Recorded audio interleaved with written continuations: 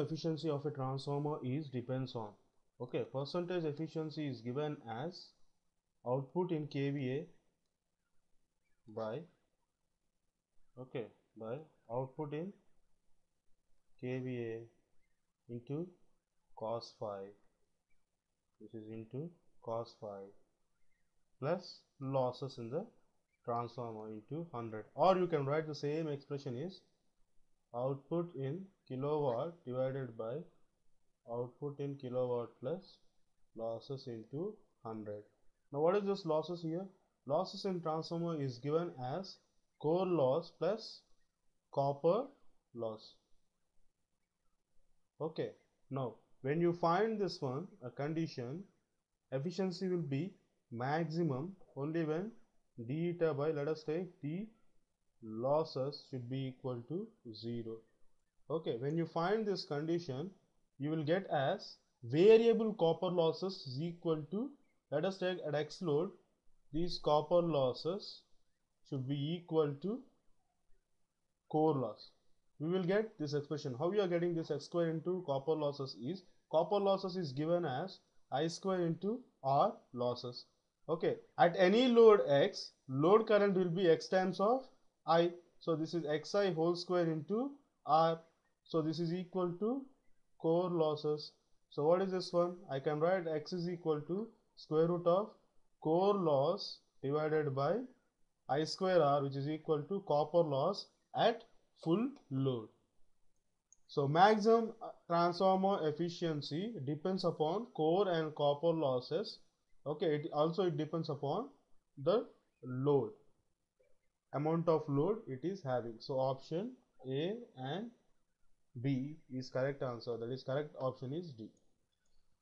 E power y is equal to x power x, then y has a. Okay, we have to find whether it has a maximum or minimum value. Okay, let us see now. E power y is equal to x power x. This is a function he has given. Now apply ln on both sides. So this is y ln e is equal to x ln x. So what is ln e to the base e? So this value is equal to 1. So what is the function now? Y is equal to x ln x. Now apply derivative on both sides. dy by dx is equal to, now what is the derivation with respect to x here? This is x into ln x plus 1 into ln x. Okay, so this is, what is the UV rule formula? UV rule is equal to u dash v plus v dash u. This is what I have applied here. Okay, x into ln 1 by x derivation, ln x derivation is 1 by x. So this is equal to 1 plus ln x is the function. Now f dash x should be equal to 0. Now what is f dash x equal to 0? What is x value now here? X is equal to e power minus 1. Since you have ln, in the sense it should be equal to base e. Now we found that f dash x equal to 0 only at x is equal to e power minus 1. Now what is maximum minimum? We have to find where it's going to be occurred, whether at x equal to 1 we have maximum value or minimum value. So what we have to check here is f double dash of x. Okay, if f double dash of x is greater than 0, okay, then it is having minimum value at x is equal to e power minus 1. Similarly, if f dash of x is less than 0, then it is having maximum value at x is equal to e power minus 1. Now what is f double dash of x here? So we have to derivate this y with respect to x square again. Okay, so this is d by dx of 1 plus ln x. So this is equal to 1 by x. Now at x is equal to e power minus 1, what is d square y by dx square value at x is equal to minus 1? This should be equal to e. E is always greater than 0. That means it is having minimum value at x is equal to e power minus 1. So our correct option is option D. Speaks the truth 70% of the cases and B speaks 85% of the cases. Now we have to find here the percentage of the cases they likely to contradict each other is stating the same fact. Okay, now we have, let us take A and B. Okay, there are four cases possible for this A and B. They speak both as truth.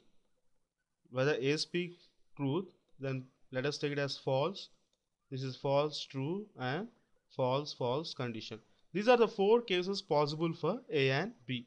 Now what he said, the percentage of the cases they are likely to contradict each other. When they are contradicting, only at these two conditions. Okay, that means if A is speaking truth, B should contradict. Okay, A speaks only 70% of the cases, so this is 70 by 100 into, when A speaks truth, B should speak false. Since it is speaking 85% truth, false cases is only 15%, so this is 15 by 100 plus. Similarly, if B speaks truth, A should contradict it, so B speaks 85% of the cases. Okay, now A speaks false only 30% of the cases. Now if you calculate this one, answer is equal to 0.36, option B. Spacing is used to eliminate the danger caused by unequal ice loading. Okay, we will have a transmission line. Each transmission line, let us take it as a three-phase transmission line, have phases R, Y, B. Okay, due to unequal ice loading, what happens? There will be sag in one type of line, and another phase of the line will have a less sag because the loading of ice is less. Okay, so what we will do is we will connect a jumpers, or you can say it as dampers. Okay, such that the horizontal spacing is used to eliminate the unequal ice loading. Okay, in the transmission lines. That is option A is the correct answer. Driving point impedance function of a network is Z of S is equal to 2S by Z of S is equal to 2S by S square plus 2. Then the network is. Okay, now what is Y of S? Y of S is 1 by Z of S, so this is equal to, I can write this one as S square plus 2 by 2S. So this is equal to S square by 2S is S by 2 plus this is S square plus 2 by 2S, so this is 1 by S. Since you have an admittance here, this is S by 2 and this is having 1 by S term. In admittance, when two elements are represented with plus, means that they are connected in parallel. Okay, when you have converted into admittance, S into C should be the capacitor Laplace transform and 1 by SL is inductor Laplace transform. So here we are having S into C value, that is 1 by 2 plus 1 by SL value, that is 1 Henry. So we are having capacitance of 0.5 farad. Okay, and inductance value L is equal to 1 Henry.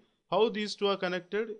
Okay, since these two are added here in admittance, so it should connected in parallel in the form of impedance. Okay, so this is L and C are connected in parallel with C is equal to 0.5 farad, L is equal to 1 Henry. So option A is the correct answer. Of a line is minimum when, okay, now inductance of any line is given as 0.2 into ln GMD by GMR.